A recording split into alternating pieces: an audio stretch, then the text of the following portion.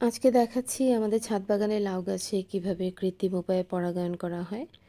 তো আম্মুর কথা মতো আমি একটা লাউ ফুল ছিঁড়ে আনলাম, যেটাতে আসলে লাউ আসেনি। এটা আম্মু কিভাবে বোঝে আমি আসলে জানি না। আম্মু বুঝতে পারে যে কোন ফুলগুলোতে আসলে লাউ আসবে না। তো সেই ফুলটার পাপড়িগুলো ফেলে দিয়ে ওই ফুলের পরাগরেণু দিয়ে অন্যান্য ফুলগুলোতে আম্মু পরাগায়ন করে দিচ্ছেন।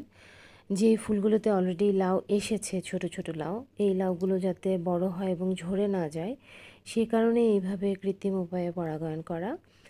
তো আম্মু একটা ফুল দিয়ে বেশ কয়েকটা ফুলেই পরাগায়ন করে দিয়েছেন, যে ফুলগুলোতে আসলে লাউ এসেছে ছোট ছোট। এভাবে ফুলের পরাগরেণু অন্য ফুলগুলোতে দিয়ে দিচ্ছেন আম্মু। তো আমাদের লাউ গাছটা খুব বেশি বড় না। এইভাবে কৃত্রিম উপায়ে পরাগায়ন করানো হলে দেখা যায় যে বেশ কয়েকটা লাউই টিকে যায়, মানে ঝরে পড়ে না। আর নয়তো লাউগুলো নষ্ট হয়ে যায়। ছোট ছোট অনেক লাউ আসে, কিন্তু লাউগুলো আর শেষ পর্যন্ত থাকে না।